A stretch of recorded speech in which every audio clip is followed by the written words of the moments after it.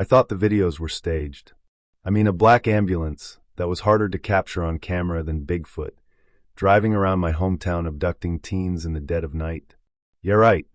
If that was true, there'd been missing persons reports, police investigations, grieving parents.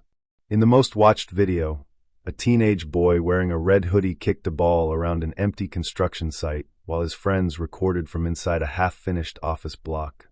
"Holy shit there, look there," the guy holding the phone said. The footage went all shaky cam as the kid's friends helped drag him up some scaffolding. Then everybody freaked out about something happening off-screen. Really, the video was boring and unmemorable, but that didn't stop the wild speculation in the comments. Who was behind this great mystery? Aliens? Vampires? Politicians operating illegal underground organ farms? Nobody knew what happened if you got caught, only that you disappeared forever. How anybody knew this was unclear. I was in the final year of a journalism degree and starving on a diet of unpaid internships that paid me in a wealth of experience. Anytime I asked about actual work, the staff threw quotes about entitlement in my face. I was reminded, again and again, how us kids these days are allergic to putting in the hard work.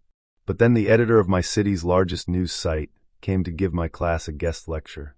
This was a lady who reported from the front lines of war zones before catching a knee full of shrapnel. Now she'd taken a desk job and was helping expose a children's hospital that cremated several bodies before the parents got their chance to say goodbye. She said they were hungry for writers who could connect with Gen Z and encouraged us to submit samples.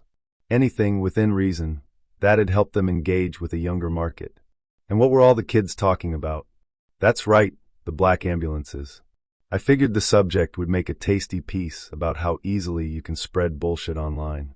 I reached out to the group behind most of the vids, told them I knew they were faking and that, if they let me tag along, I'd write an article about them. Hell, I'd even make them sound all heroic.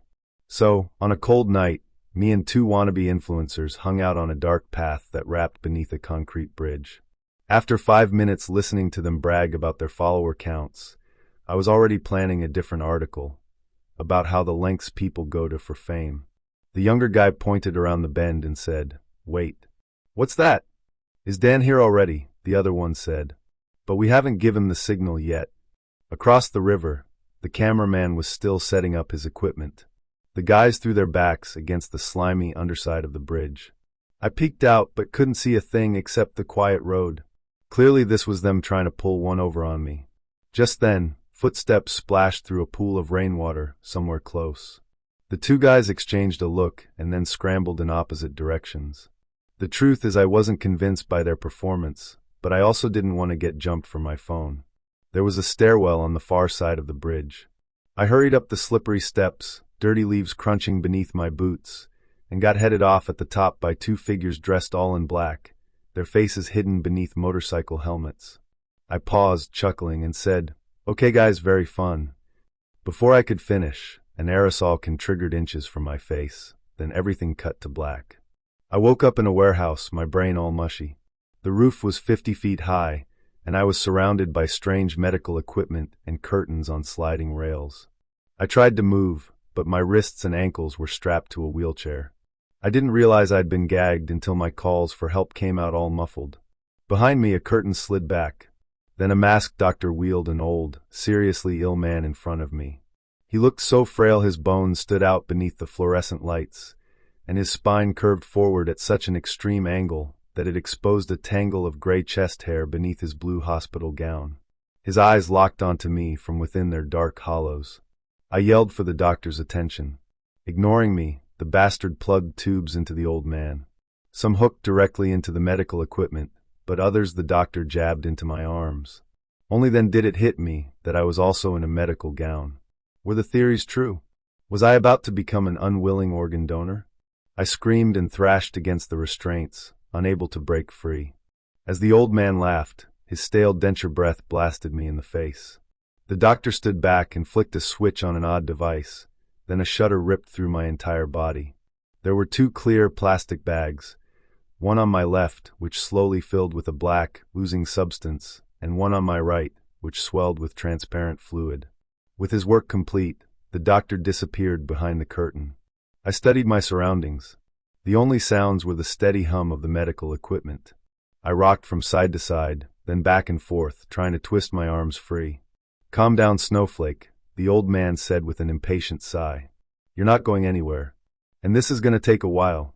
I screamed into the gag. "Are you going to do that the entire time?" I caught the condescension in his voice, but was too busy freaking out to care. "Look, if I take that gag out, will you simmer down?" I couldn't see any other obvious way out of that mess. I nodded frantically. After he slipped the gag beneath my chin, I said, "What the hell is going on?" "Just let the treatment do its work." "Treatment? What treatment?" "The revitalized treatment." He announced each word carefully like an annoyed schoolteacher. "The what?" "We're doing a transfusion," he said, sighing impatiently. "I'm old, I'm sick, and I need a piece of your youth. Just a teensy piece. No need to cry about it." "My what?" "Your youth." "I swear, kids these days," he said, rolling his neck in circles. "Those phones have fried your brains. The treatment's safe as houses, and it hurts about as much as a bee sting, so quit being such a fairy, and take it like a man." Several machines beeped. I heard some kind of pump kick to life, then the liquid in the 2 bags bubbled away. The room and everything in it became white and fuzzy, as if filling with a sudden fog.